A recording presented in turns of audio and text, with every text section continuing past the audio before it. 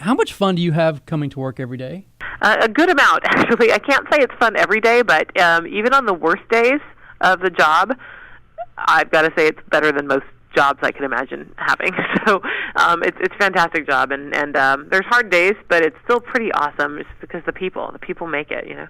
Right. Now, all those years ago, well, not that it's been a lot of years, but the years ago when you first started, I think Toy Story was the big film then. Did you ever see it coming into what it's become now, especially with, as we're going to talk about Brave, just the empowerment of young women and girls and just how the animation world has changed? Did you ever even have a glimpse or just even a dream of how it's become now? No, actually, I think that when I was, it has been a long time. You're very kind to say not so many years, but yeah, 18 years I've been there. And I think that with Toy Story, I could see, even though I was, just a coordinator at the time and just starting out, I could see that this was going to change the art form and change show business. But I wasn't yet thinking about the kinds of stories we could tell. I was sort of focused on the technology of it, and through the years I've come to see, through the inventive minds of our different kinds of directors and the diversity of our directors, like, wow, each director has 8 zillion amazing ideas, and we just try to pick one for each director to get them going on it. So kind of starts making me feel, wow, anything's possible, and then to realize that vision, 18 years after I came to the studio to put Brave forth with Merida, with this, strong central heroine who's so relatable and interesting and athletic and spirited and kind of more reminds me of the kids I know, the teenagers I know in my own life.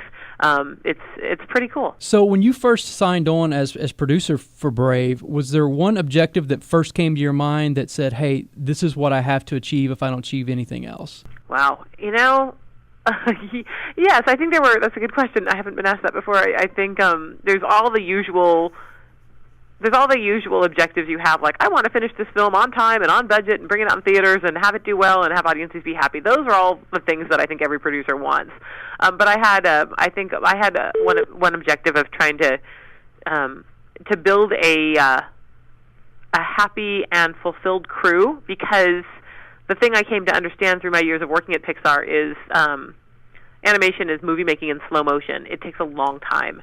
And if you're not really entrenched in a good way with your team, and if you're not really, loving your colleagues and respecting them and trusting them, it's going to be a miserable, 5-6 years together.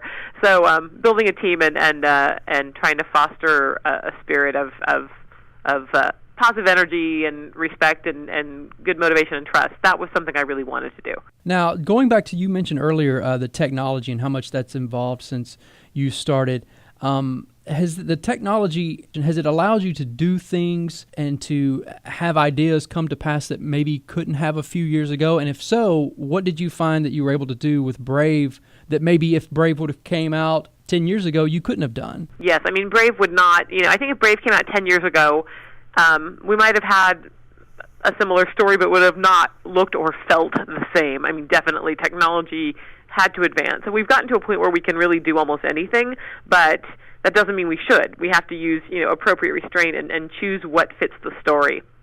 And we were actually creating the software and technology to do Brave while we were making the movie. So it was not, even in this day and age when we've had so many advances, we still started this film about, 6 years ago without the ability to make Merida's hair work, without the ability to dress all the mosses and grasses and ferns around our, majestic and mythical fantasy Scotland, without the ability to put layers and layers of kilts and garments on the characters and have them move well and get them wet and get them dirty. All these things were extremely difficult to do, rendering this lush, tactile environment and the naturalistic world of lifelike characters in Scotland. So the technology to do this, existed theoretically, but did not exist in our hands. We had to build it, and I think that is one of the great achievements of Brave, along with the storytelling, is how the technology was built to support that storytelling, and how in this day and age we see that we can do anything. We can't always do it fast or easily,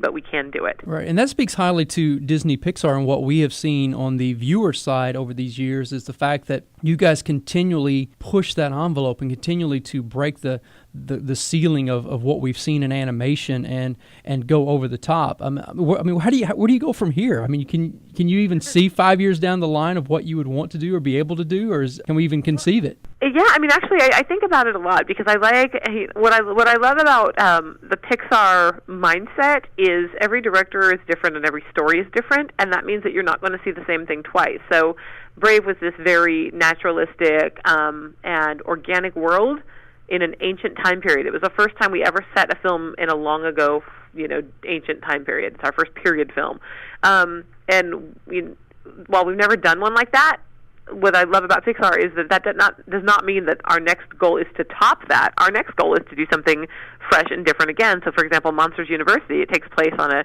university campus, which is very, very different from ancient Scotland. And, our last couple of films, Cars 2, Toy Story 3, these took place in environments that were very, very different from Brave. They're all different. So the goal going forward is not to let's do something better. It's always let's do something that's, true to the story we're telling, and every story is different, which means every visual environment is different, which means the next few films, future films at Pixar could have much simpler looks, more graphic, like Up, or they could have more, looks of environments we've just never seen before. It's about creating believable worlds that fit the story, whatever those might be. Well, now with Brave, it's coming out on the Ultimate Collector's Edition. It's got the Blu-ray, DVD, digital copy, but it also has the Blu-ray 3D.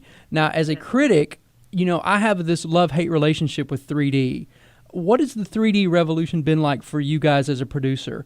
Is it a love-hate relationship as well, or is it a necessary means? Yeah, that's an interesting question. I mean, I think we are, as filmmakers, focusing on story first, and we only want bells and whistles, or different technology initiatives, or 3D, or different sound if it's going to make our storytelling enhanced or better in some way. So for us, it wasn't about let's make the movie in 3D, arbitrarily. It was about let's choose the moments in the film that really need that dimension, and we really pushed the 3D in different places where it would be meaningful. For example, the family mealtime scene at the dinner, sort of the breakfast table toward the beginning of the film, that's pretty flat. There's not a lot of dimension there in the 3D version because we want to show Merida as sort of constrained in this household environment. This is where she is, where things are flat for her, where she doesn't want to be. And then when she bursts outside and, gets out into the forest, which is her true home, where she feels most comfortable, you see the world come alive. We've added more depth, more dimension there, and we really crank the 3D by the time she gets in the circle of stones and it's spinning around her, because then we're showing that she's, dwarfed by these surroundings, and you really see her, becoming small in that world. So all of these are deliberate storytelling choices, and if 3D is not going to further our storytelling opportunities, then it's not worth using. So we choose the moments carefully rather than just picking a setting and say, push button, make it 3D. That's our feeling about it. It needs to give the viewer a different experience.